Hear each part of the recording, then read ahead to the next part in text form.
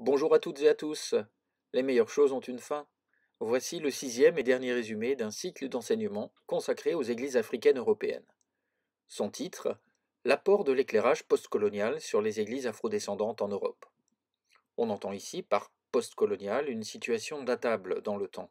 On utilise ce mot comme une catégorie descriptive sans entrer dans les querelles conceptuelles ou idéologiques. L'occasion en introduction d'ouvrir trois chantiers. D'abord, poser le regard postcolonial sur les sciences sociales. Ensuite, questionner sous cet angle les institutions ecclésiales. Et enfin, interroger autrement l'enjeu de la modernité entre singulier et pluriel. Premier coup de projecteur, rappelons que les sciences humaines se sont forgées à l'époque où l'Europe était encore une puissance coloniale, avec du coup quelques angles morts en héritage. Le procès en nouveauté perpétuelle est un premier défi. On est tenté de folkloriser des photographies comme celle-ci, alors qu'elles s'inscrivent dans une chronologie, une sédimentation historique. Au lieu de redécouvrir tous les 10 ans la nouveauté très relative des églises postcoloniales en Europe, donnons-leur l'histoire qui est la leur. Il importe donc d'historiciser. Cela peut être fait à l'échelle des églises, comme le réalise par exemple Sariet Batibonak, ou à l'échelle des pays, comme dans la monographie de Catherine Stockland sur les églises africaines au Royaume-Uni.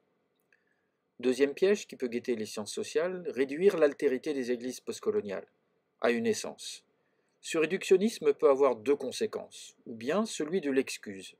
On fermera les yeux sur les dérives sectaires, qui peuvent pourtant bien sûr exister pour ces églises, ou bien celle de l'exclusion, l'exotisme tend à rejeter, hors des problématiques de la cité. C'est oublier que les christianismes africains postcoloniaux sont divers, en mouvement, et font également preuve d'une autoréflexivité souvent très significative, riche d'enseignements, à l'image de certaines émissions du réseau congolais Casarema. Troisième angle mort, celui de l'eurocentrisme. Cet eurocentrisme s'observe bien souvent par une tendance à ne pas suffisamment s'ouvrir aux analyses des chercheuses et chercheurs afrodescendants. Mais c'est se mutiler l'intelligence que de négliger par exemple la monographie que Seth Razolondraïbé a consacrée au ministère malgache. C'est appauvrir son analyse que d'oublier les éclairages que Yolande Sandoa, dans un superbe ouvrage collectif, apporte aux manifestations prophétiques comme institution de guérison. Dernier exemple, ignorer les travaux d'Aurélien Mokoko-Gampio sur le messianisme des kimbanguistes, c'est rétrécir son champ de vision des enjeux posés. Bien d'autres exemples pourraient être donnés. Deuxième coup de projecteur maintenant, Église postcoloniale en Europe, institution en question.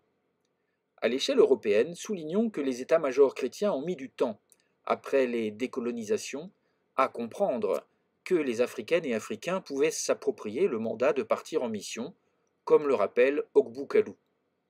Depuis, des réseaux comme celui de la CEC, Conférence des Églises chrétiennes européennes, actuellement présidée par le pasteur français Christian Krieger, se sont sensibilisés, mais il reste du chemin à faire pour associer les nouvelles églises. À l'échelle française, même remarque, à ceci près que les églises d'expression africaine sont davantage intégrées dans les rouages.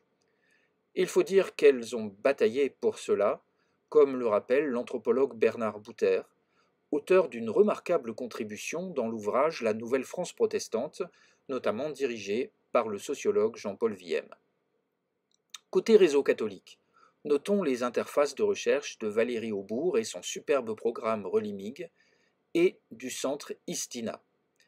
Côté évangélique, signalons le rôle et l'ouverture du CNEF, principal réseau protestant évangélique en France.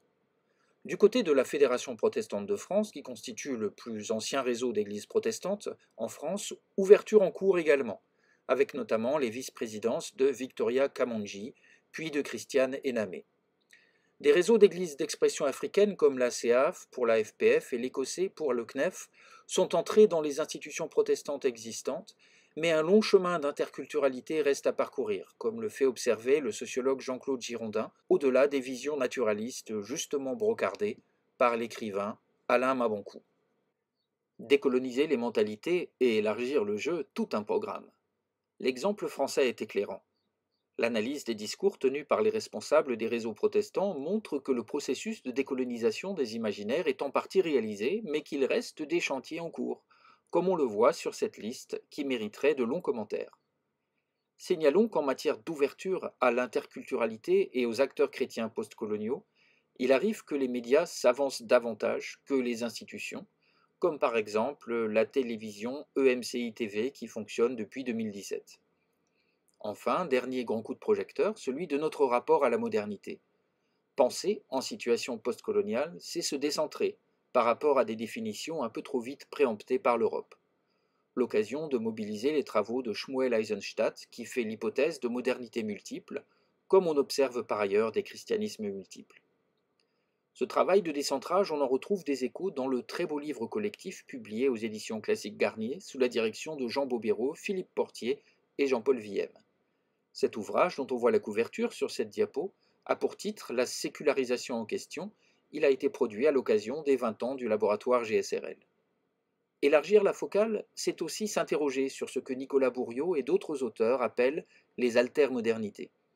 À la différence de la modernité, la notion d'altermodernité n'inclurait aucune prétention hégémonique, voire aussi les travaux très stimulants de Nadia Yala Kisukidi. La vitalité remarquable des églises postcoloniales issues d'Afrique invite enfin à interroger la notion même de sécularisation. Et si l'Europe, très sécularisée, avait pris son cas pour une généralité?